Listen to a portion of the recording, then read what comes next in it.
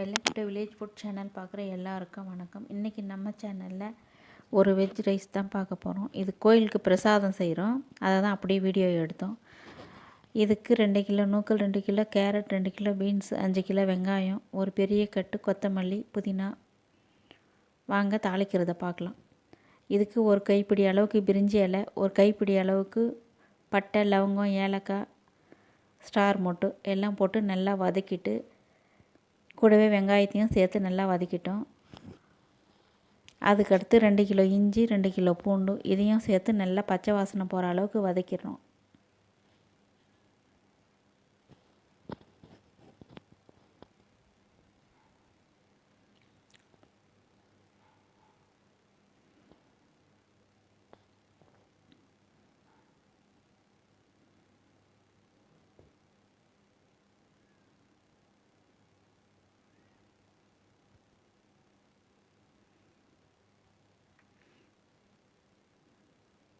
இஞ்சி, பூண்டு, வெங்காயம் 3 நல்லா வதங்கின பின்னாடி நம்ம கட் பண்ணி எடுத்து வச்சுருக்கிற தக்காளி இதோடு சேர்த்துடலாம்.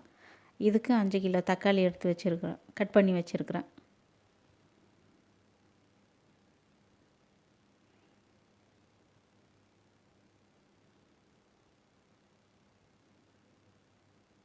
இது எல்லா மசாலா நல்லா சேர்ந்து வதங்கின பின்னாடி காயை போட்டுக்கலாம்.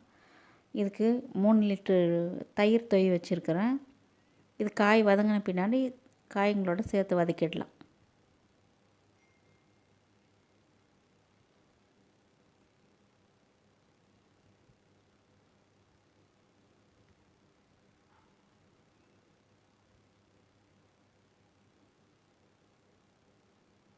ஒரு 1/4 கிலோ தனி மிளகாத்தூள் இதையும் சேர்த்து நல்லா வதக்கிடுறேன் பச்சை வாசனை போகிற அளவுக்கு.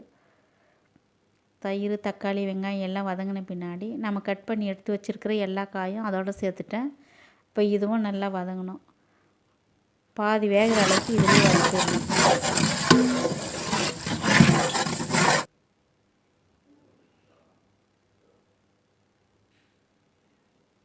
நான் 25 கிலோ அரிசி எடுத்தேன். இதுக்கு அப்படியே 2 மடங்காக தண்ணி ஊற்றிருக்கிறேன்.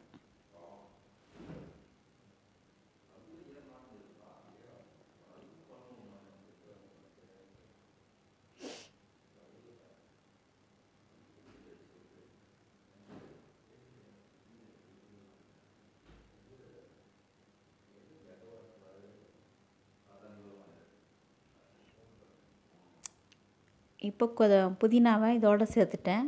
கொத்தமல்லி கடைசியாக சேர்த்துக்கலாம்.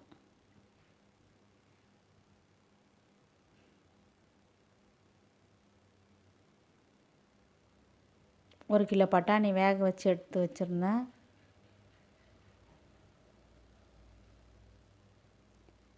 நடுவில் எலுமிச்சம்பழம் ஜூஸ் ஊற்றிட்டேன், அதை காட்ட முடியல வீடியோவில். இப்போ கடைசியாக கொத்தமல்லியை தூவிட்டு டம் போட்டுடலாம்.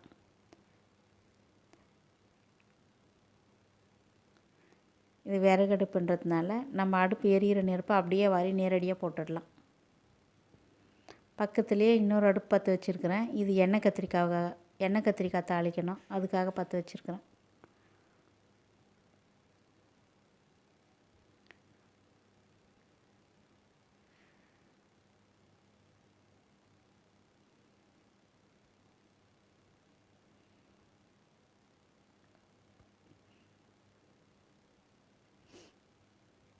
எண்ணெய் கத்திரிக்காவுக்கு 5 கிலோ கத்திரிக்காய் எடுத்து வச்சுருக்கிறேன். இதுக்கு 1.5 கிலோ எண்ணெய் ஊற்றிருக்கிறேன்.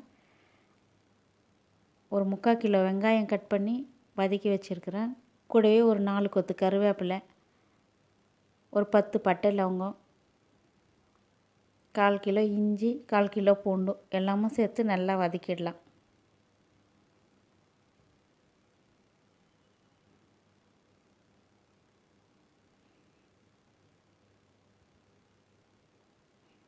எல்லாமும் சேர்ந்து நல்லா பச்சை வாசனை போகிற அளவுக்கு வதக்கிடுறேன்.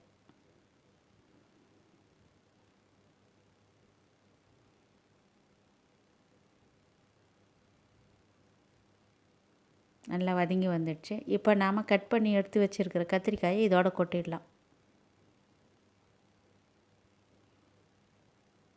காய் நல்லா இதுலேயே வதங்கி வந்துடணும். ஒரு 1/4 பங்கு வேகிற அளவுக்கு இதில் வதக்கி எடுத்துடலாம். கைவிடாமல் கிளறணும்.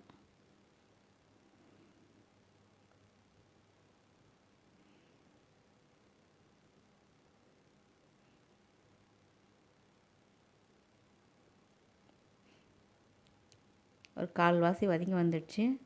இப்போ நாம் அரைச்சி எடுத்து வச்சுருக்கிற தக்காளி இதோடு சேர்த்துடலாம். இதுக்கு 1 கிலோ தக்காளி அரைச்சி வச்சுருக்கிறேன், இதோடு சேர்த்துட்றேன். இதுக்கு ஒரு 100 கிராம் தனியாத்தூள்,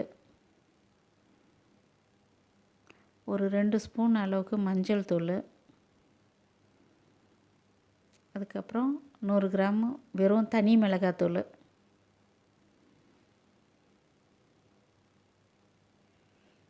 அதுக்கப்புறம் சென்னா மசாலா ஒரு 100 கிராம்.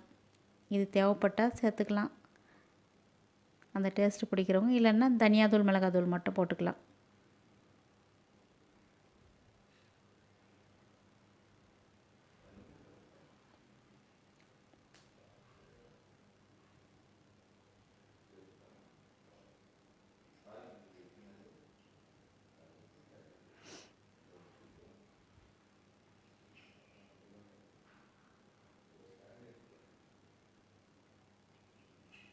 இது வதங்கட்டும்.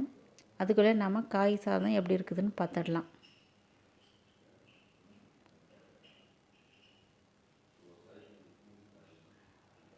நல்லா வெந்து ரெடி ஆயிடுச்சு. இப்போ எல்லா பக்கமும் கலரி விட்டுடலாம்.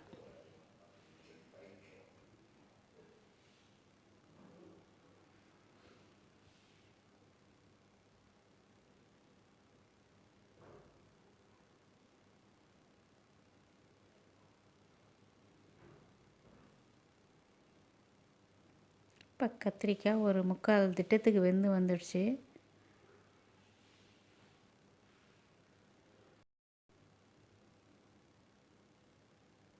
உப்பு ஒரு 3 கைப்பிடி அளவுக்கு,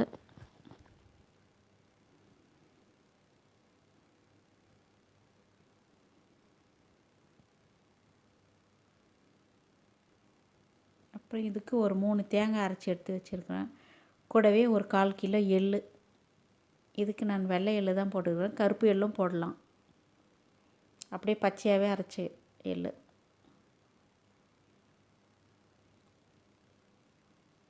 இப்போ இந்த எள்ளும் தேங்காயும் நல்லா இந்த மசாலாவோட சேர்த்து வதக்கிடலாம். அப்படியே கொதிக்கும் போதே ஒரு கைப்பிடி அளவுக்கு கொத்தமல்லி, இதையும் சேர்த்து அதோட நல்லா வதக்கிடலாம். இதுக்கு ஒரு 1/4 கிலோ புளி எடுத்து நான் கரைச்சி வச்சுருக்கிறேன், அதையும் இதோடு சேர்த்துடுறேன். இப்போ இதுக்கு எல்லாமும் சேர்ந்து ஒரு 5 லிட்டர் தண்ணி ஊற்றி வச்சுருக்கிறேன். இது நல்லா வெந்து வரட்டும். அவ்வளோதான், நம்ம எண்ணெய் கத்திரிக்காய் குழம்பு ரெடி ஆயிடுச்சு. கூடவே நம்ம வெஜ் ரைஸும் ரெடி ஆயிடுச்சு. பேக் பண்ணி எடுத்து வச்சிடலாம்.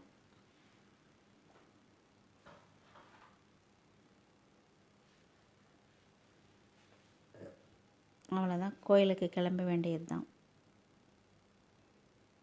தேங்க்ஸ் ஃபார் வாட்சிங்.